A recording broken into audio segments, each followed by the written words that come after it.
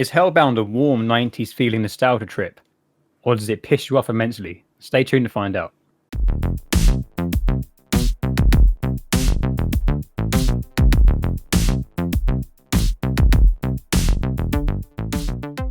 Hello, good people of YouTube, and welcome to another episode of the Level 70 show. My name's Ryan, and that waster up there is Rob. How dare you? We're going to bring you the latest gaming news this week, and then we're going to do a review of Hellbound, which claims to be a 90s shooter in 2020. Will it be good, or will it be just bringing all the bad stuff over? We'll find out shortly. Until then, let's check out the news.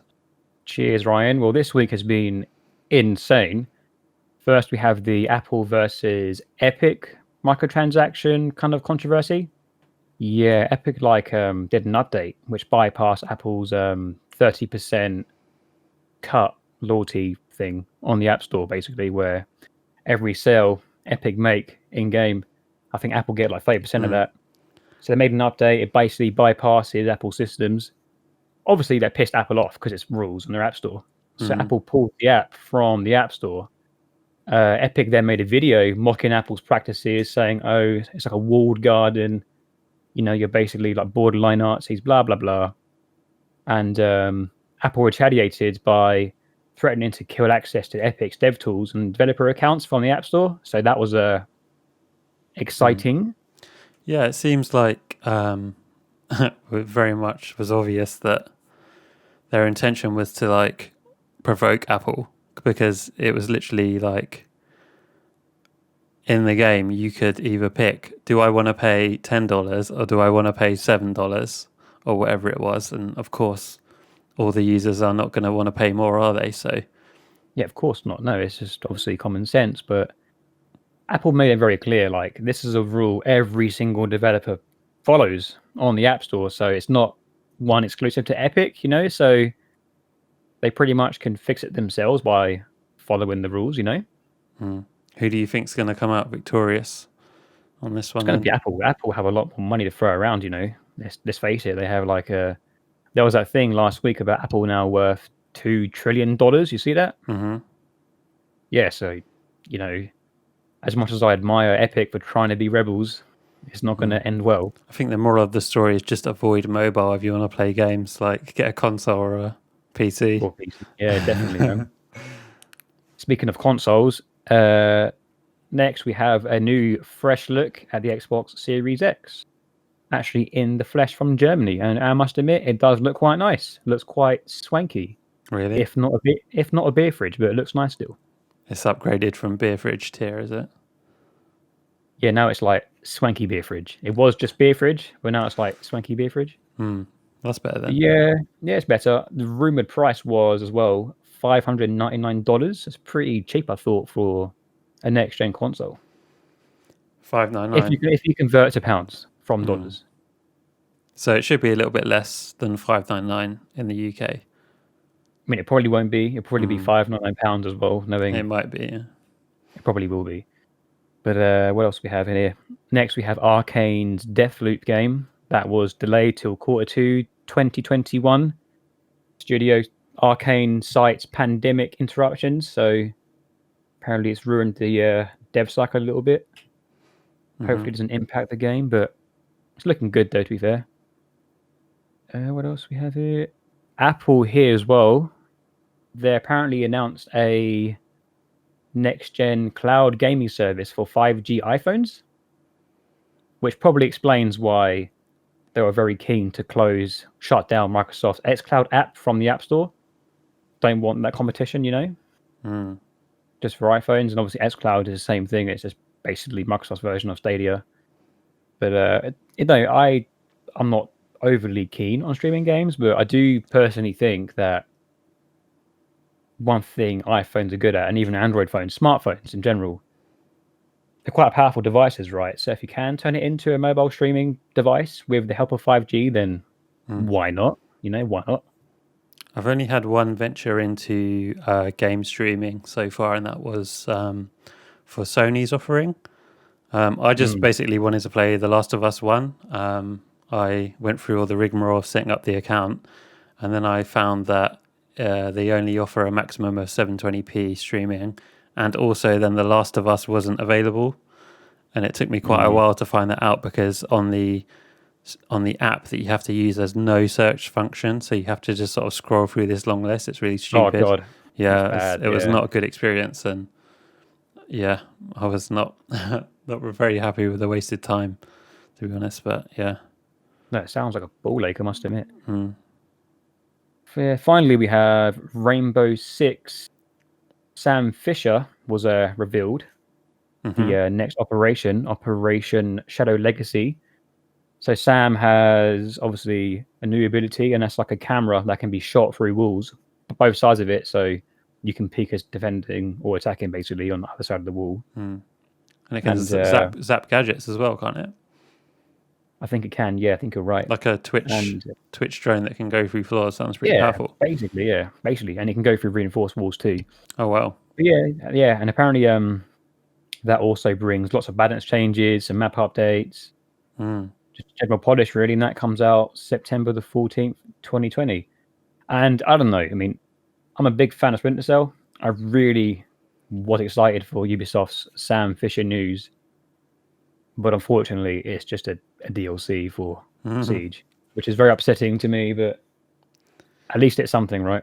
Sounds like it'll probably change the Siege meta up quite a bit, but that's always changing, and that's basically the reason I don't play it anymore, and that's because it just changes too frequently, and I don't have the time to keep up with it. I know what you mean. Is Chunker still useless? That's the real question. Is the best character still the best? I don't think they've buffed him yet, to my knowledge. I haven't really been following it too closely, but yeah, I don't think he's particularly like usable or like in a serious like he's ranked. The best, right? Yeah, he's the most fun character to play, you could say, but yeah, your team will hate you if you pick him most of the time. I sometimes used to pick Chunker just to piss off my team. I'm that guy. Oh, well, don't play Siege with me. The guy to vote kick right here. Vote kick right here. That's about the news today. So let's head to the Wall of Fame and/or Shame.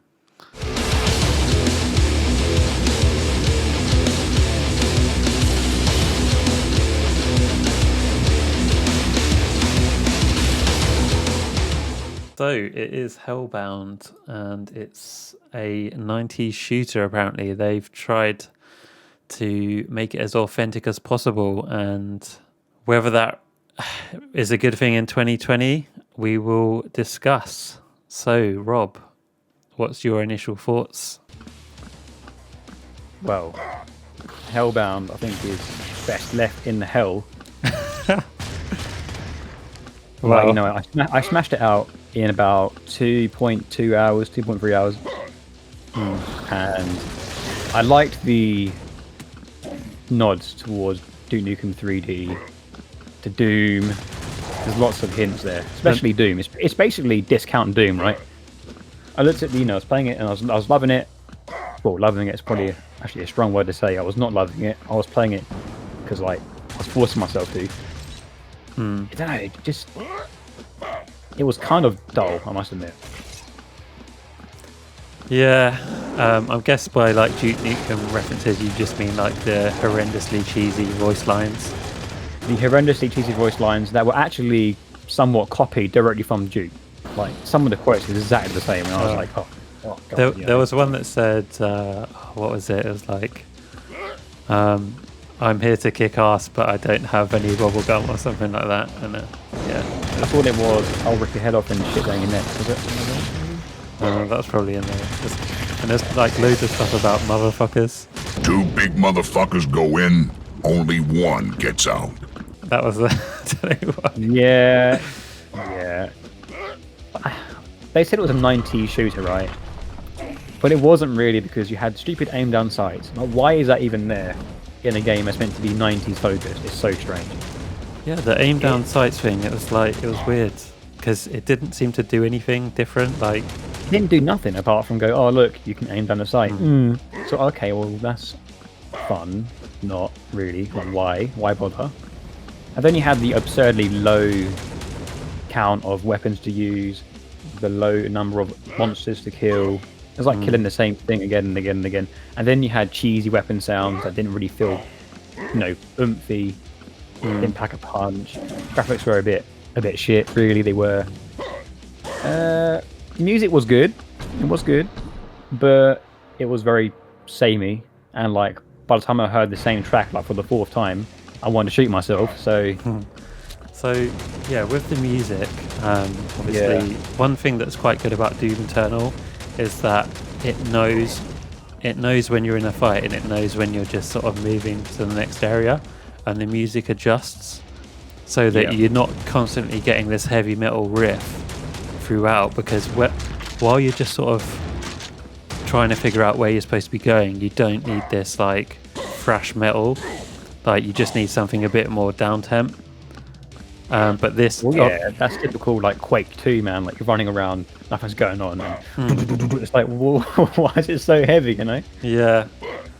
I kind of like it in a way because it's high octane, but like you say, it wears out really quick and drives you mad.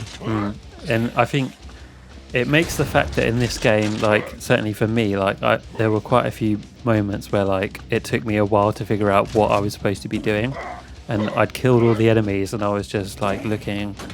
Right. Trying to figure out, where's this button or where's this key. There's no enemies there, and it's just like metal thrashing in your ears, and it's like nothing high octane is happening right now. Like I'm trying to concentrate, like where the hell is this key or whatever. And the game obviously doesn't have the tech there to like space it out a bit, and that's it. Might be because that they didn't have the capacity, or more likely because they're going with this stance of like, oh, we only we brought everything over from the 90s. We didn't want to make it a 2020 game at all. But you want to bring over the good stuff but not the bad. Like bringing the bad stuff over doesn't help. It doesn't make it more authentic necessarily. Like the bad stuff. I hear you. There was no excuse not to improve the things that are quite dated, like you say, the music. Yeah. I mean, there was no plot, which was good to a certain extent because obviously those games are known for being just mindless, fun shooters. That's fine. But even then, it was super short. It wasn't really polished, in my opinion. And it was just. It wasn't really good. It wasn't good, but it wasn't shite. It was kind of like, it's right, What did you think of like the map design? Again, so like, I thought most of it was kind of bland, and obviously, just not great really. It didn't leave an impression on me at all. So I thought like the scenery was okay, but it was just weird like. Well, actually, now you mention it. Yeah, I think now you mention it. The first 2 or 3 levels were just bad. But I think the later levels, the design was a lot more cohesive. You know what I mean? What about performance? How did you fare in that regard? Performance for me, I had a few issues. I had to tweak the settings a little bit. And it turned out it was VSync. Oops. But apart from that, no, it was okay to me. How about for you? You didn't have any like major frame drops or anything? No, I did, particularly at the end boss. It was absolutely chugging to the point where it was making me feel a bit ill. It must have been about somewhere between 5 and 15 frames. Oh well, no, for me I didn't have that. But I looked at the Steam forum and I did see that as a complaint, so that is probably a bug. Yeah. So yeah, what else can we say about the gameplay? So yeah, I definitely had some enjoyable moments. Like there are times when you've got loads of enemies to deal with, and it's kicking off. And I did have some enjoyable moments. Like I definitely got jump scared a couple of times when how the enemies just sort of spawn out of nowhere sometimes. Like couple of times it did it in quite a good place to like scare you, and so there are some enjoyable moments. Like you say, the enemy types are really repetitive after a while. They're few and far between. Some of them or most of them are like clearly ripped off from things like Doom. Yeah. Oh, massively, yeah. There's Viable throwers, the imps. Yeah, they'll always hit you unless you're moving. So it's just one of those where you just sort of stroke in the circle and they'll never hit you. There's no grenades, but there is a rocket launcher. You can't do the quick switching thing, I noticed. So, you know, in like Doom and Quake and whatnot, you sort of fire off a rocket and then you immediately switch to another weapon and you can start firing that, and that just sort of amplifies your damage output.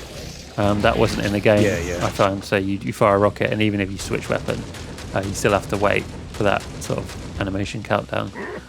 I found that basically it just essentially was you just run around in a circle while shooting, and you sort of take down the enemies, periodically, sort of thing. It doesn't make any effort to like tell you about the keys and stuff. Did you notice that? Like I got quite far into the game, and it wasn't until then I realised that there's actually a sprint button. When I was doing one of those puzzles. Yeah, the puzzles where you have to get to a door before the timer expires. I was like, how the hell do you possibly do that? And then I found that there was a sprint key, and I was like, wow, I've got this far in the game, and I only just found that out. And well, that was quite a 90s thing. 90s didn't really care about that either, really. So that was actually quite authentic. Yeah. Well, that's what the developers are saying, isn't it? It's like, that's part of the authentic vibe. Well, it's just a waste of your time in this in this day and age. Unfortunately, it's not fun.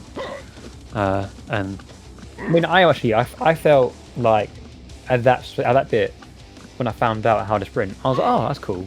I worked it out. Cool. I'd rather work it out than be shown how to do it. You know what I mean? Personally. Yeah, I don't know.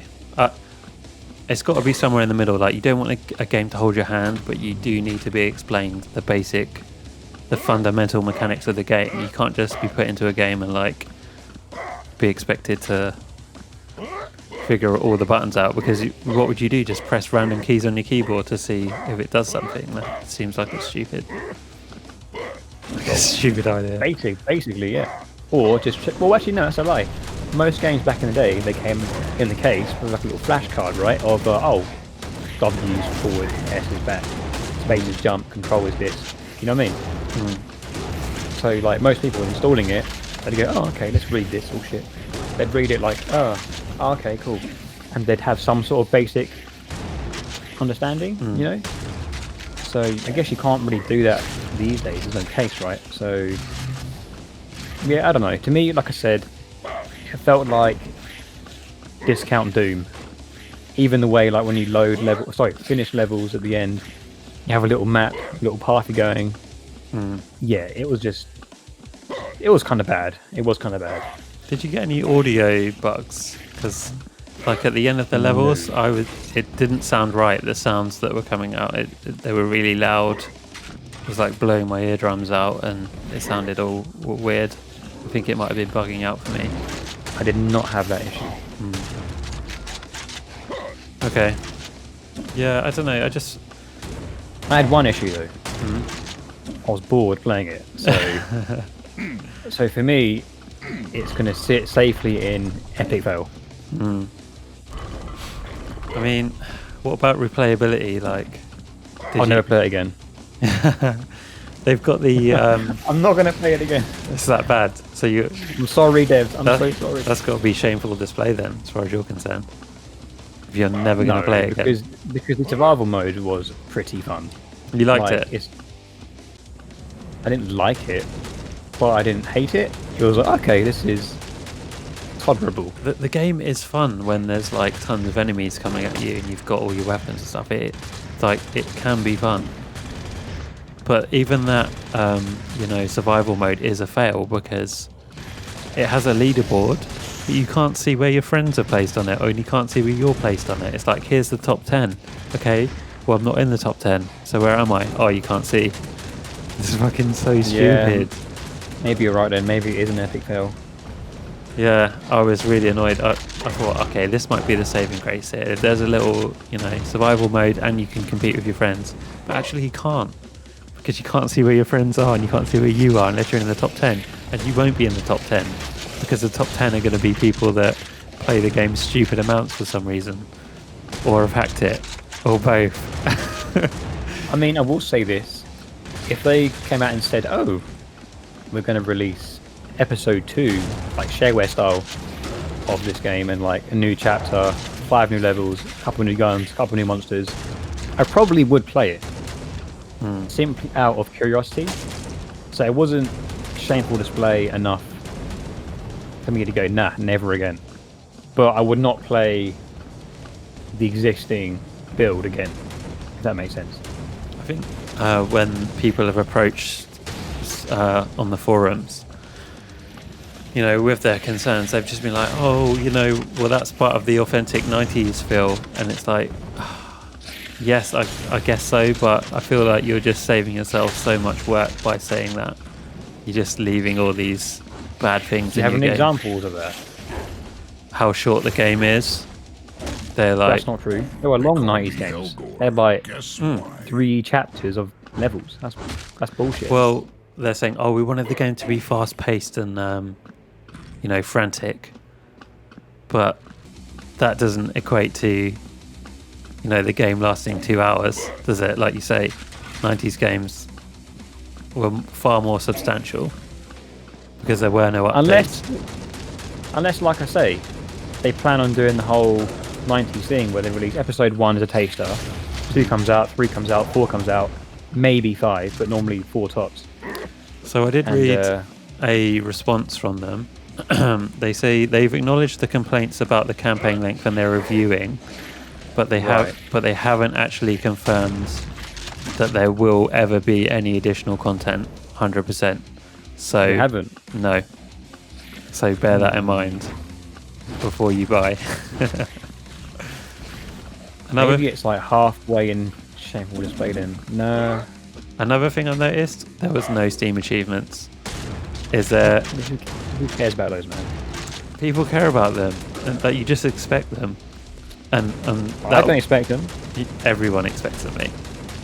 Whether you like them or not, you can just expect that they'll be in a game these days. See, on Xbox, achievements make sense to me because you have gamer score. On Steam, you don't have that. So, what's the point? It's just it's cosmetic, you know? It is, but it's part of the package that a Steam Besides, they game can will patch have. those in. That's fine. That's fine. And patch them in. They're not though, not necessarily. They're saying they're gonna think about it, and there may or may not be. I'll tell you what we do then. So we come back in about 3 months' time. We check out if Hellbound has been at all patched, updated, whatever. Well, I don't And know. if it has been, maybe we can revisit that. I think one thing that saved it was, when you shot someone in the face, the guns did feel quite satisfying, like a 90s game. The triple shotgun. Exactly, yeah. We didn't really talk too much about the individual weapons, I suppose. Well, There was only like 4, that's why. There was like a weird shotgun. Then you had like your really kind of weird triple shotgun. So basically the super shotgun from Doom. was only Then you one had shotgun, like a- right? What's the first gun then? That weird It's like shotgun. It's like a DMR, it's like a submachine gun, I guess. It's quite underpowered. It lets you do the aim down sight swing. But it's really like weird. yeah. And then you end up getting like the minigun, which is The minigun, which is alright. It's alright. And then well, it's much. the rocket launcher. The minigun's much better than that sort of The assault weird rifle. starting gun. Yeah. Yeah. And then onto the RPG, right? So I don't know. Is that it? 4 guns? You did have the think it was club. just- You have your fists. Oh, you had the club as well. The spike club thing. There's rocket launcher. Yeah, it was very limited. It was very limited.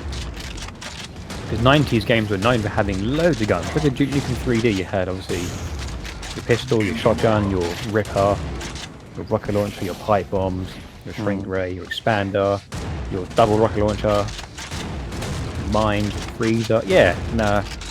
hasn't got shit on Duke Nukem 3D, mate. What was your go-to weapon then? Probably the triple shotgun, right? I found that was the go-to weapon, especially for those enemies that enemy type that like crawls along the ground quite quickly, because It runs at you. Yeah, it does a lot of damage, that thing. And that was basically Hellbound's rip-off, the pinkies from Doom. yeah, except the AI is way worse. It is way worse. The AI in Hellbound is stupid as sin. Yeah, the enemies just sort of run towards you. They don't fire until they get in range. And you just kind of exploit it, really, don't you? You just sort of run back in a circle and shoot them in the face as they... It's only in the enclosed areas, really, that they become quite dangerous. Yeah. So now you mentioned that, I want to say shameful display, because you've got 4 or 5 weapons. Stupid AI. It's like, oh.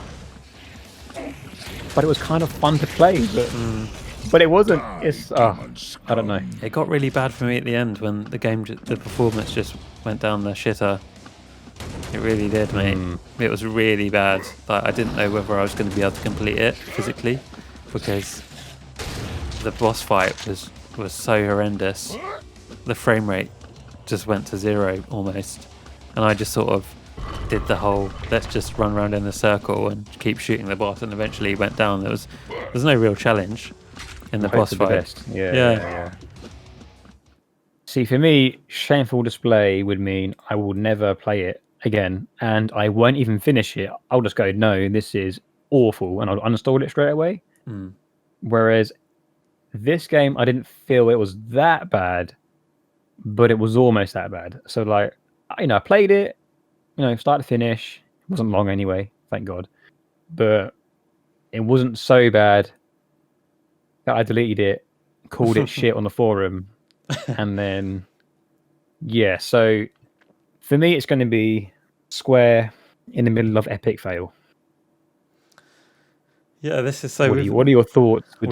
We've not had a game that's epic fail tier yet, and as much as I admire the idea, and I did enjoy the game to an extent, it only took me less than 3 hours to complete it and have a go at the survival. At the survival. There was a number of issues, number of bugs. Well, how much was it? I believe it's like £10-11. So I think if it was half that price, I would sort of consider recommending buying it at that point. But even then, there are a number of issues with the game. There's no indication as to whether there's going to be any new content, and you shouldn't assume that there will be. What if it is? Yeah, but we can't make that assumption, especially as they haven't indicated at all. It seems harsh to put it in shameful display, but it's almost like it's close. I don't know whether this should go sort of halfway in its current state. I don't think things can necessarily be on both sides of the fence. It was either an epic fail or it was a shameful display, and you'll never ever look at it ever again. But like I say, I think I probably would look at it again if they announced an expansion. So I think on that ground, has to be epic fail. To me, shameful display is like Dear Esther. It's not even a game. A lot of people like that game, mate. Okay. It's not a game. It is not a game. It's a walking simulator. There we go. Thank you very much. This is a running simulator. Running in a circle simulator. Okay. Yeah. I think... It's hard. It's hard. It's very hard. I would revisit this game as well. If like some new content came out, I would probably hop back into it just to see. Because I do enjoy the whole 90s vibe, just mindless running around shooting stuff and... Right. Okay. I think if it was shameful, I wouldn't even recommend picking it up in a sale. But epic fail, I would. But it's not buy one sell caliber, so it's not middle of the wall. I have a soft spot for 90 shooters. I do. Should it go halfway? Should it be No, because there's worse games. Like I said, there's particular walking sims that. are Not that we've definitely- reviewed. Okay. um, Let's say then epic fail because we both had at least some fun on it,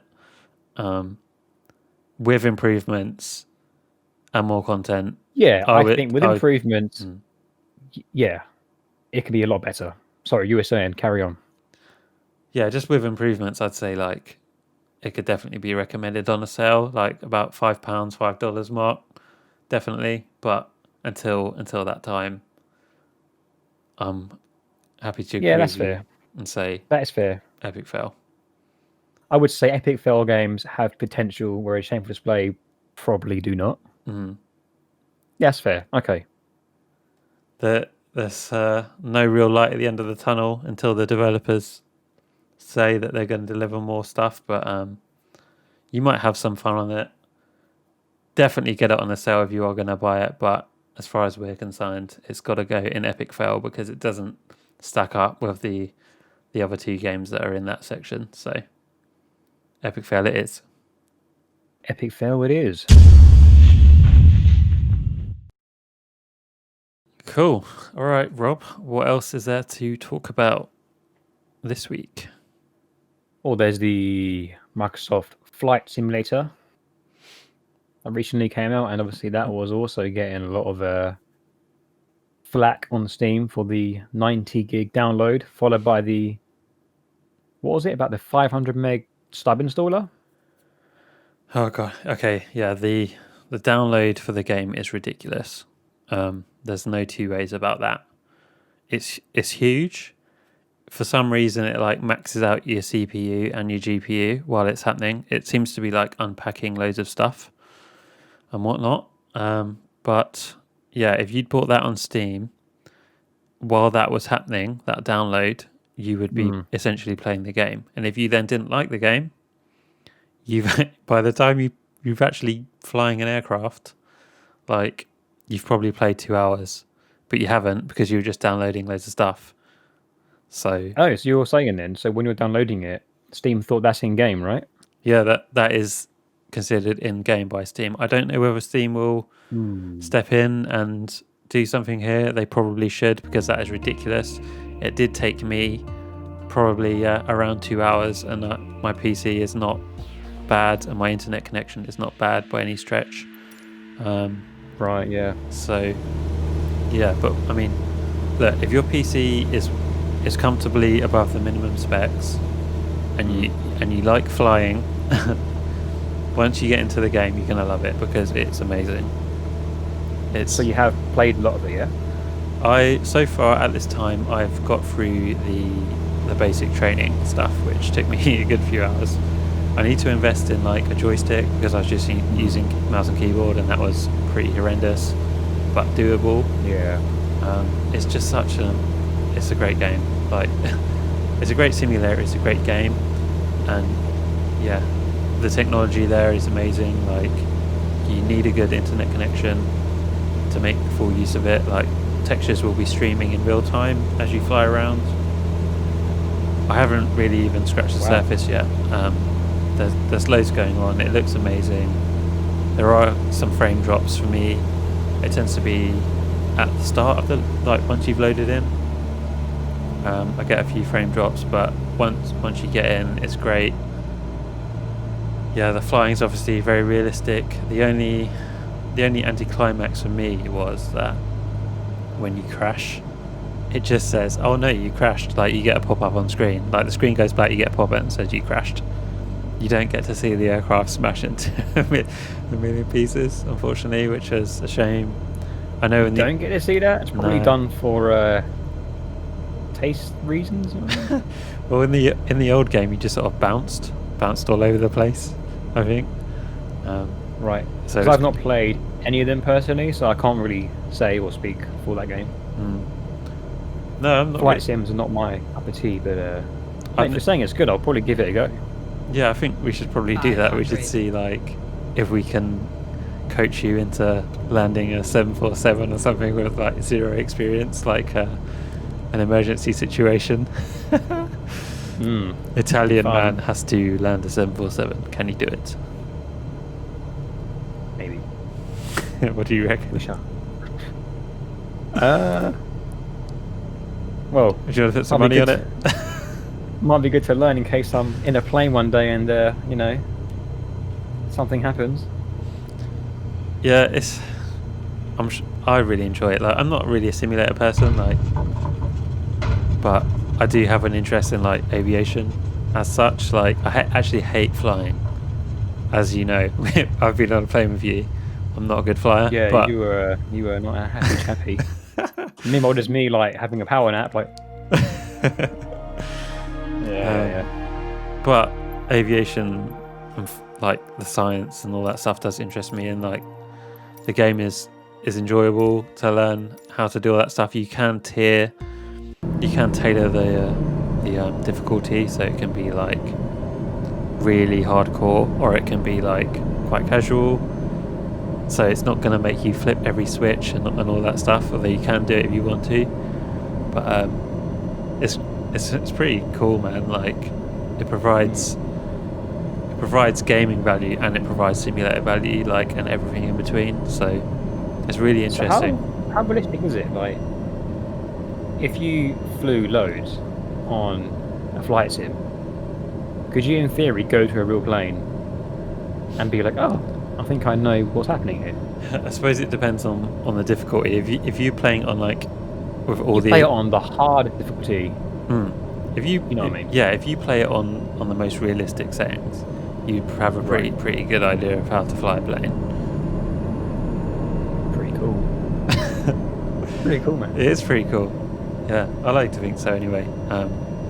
Maybe someone will correct us if I'm wrong, but as far as I haven't heard any sort of pilot sort of saying, "Oh, this is ridiculous" or anything like that. Only sort of praise really about how realistic it is, and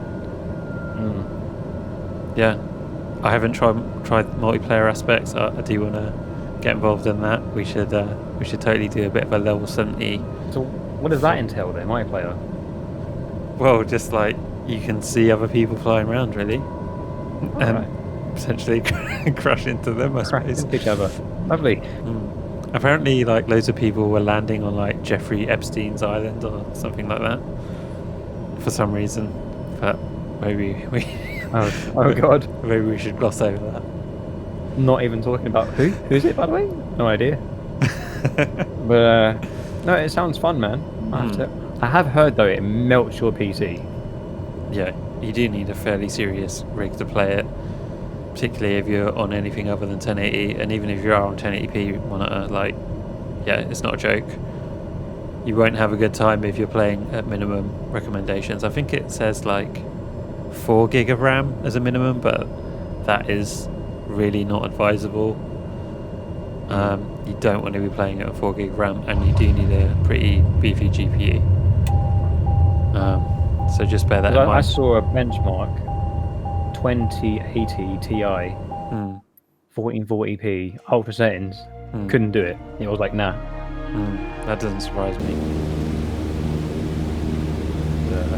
But is that a case of optimization though, or bugs, or simply fidelity of the game? There might be some optimization that's going to come.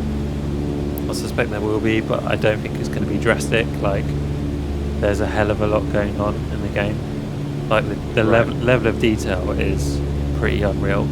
Like, you could probably find your house and all that stuff, you know, fly past it and look at the street, and it will be pretty close to what you're seeing outside. Like, the level of detail is crazy. Oh, wow. Pretty cool. Yeah. And don't forget, okay. Don't forget, you can always get the Microsoft Xbox Pass if you don't want to pay full price for the game. That's a monthly fee. About £1, right? Yeah, at this time it's on offer, so it's like £1 for the first month, and that's what I've done, just to try the game really. And then after that it's £4 a month. So even then, you know, if you had that running for a few months, it would easily cover the cost of Flight Simulator, which is, you know, over £50, I believe. So yeah, worth checking out if you've got the PC that can run it. Yeah, my PC's pretty beefy. We'll have to get our developer friend on and give it a a 3-player game, I suppose. Let's do it. Let's do it. What else we have? We have the. Have you seen the new Call of Duty Black Ops Cold War kind of reveal of the main screen? Well, wasn't it a leak, or is it officially released? I think. Well, maybe it's a preemptive release. An intentional I'm leak. not sure. Maybe, I'm not sure. It hasn't been pulled yet from online, so it does look pretty okay, like allowed, maybe, you know? So it's going to be Maybe it's like a Cold War era game, right? Yeah, so it's going to be, obviously, like I said last week or the week before that, Cold War, kind of like Black Ops 1, and the main menu looks very kind of 60s, 70s, so no, it looks really cool. I'm liking how it looks, and apparently it ties into Warzone as well, so that is pretty interesting. We'll find out, obviously, I think it's next week. There's the official reveal trailer. Nice. We can react to that, I guess, on the show. We shall react to that next week, yeah. All right, cool. That's it for today's episode. Did you agree with where we put Hellbound on the wall? Let us know in the comments below. If you're enjoying the content, make sure to subscribe. Until next time. See you in hell.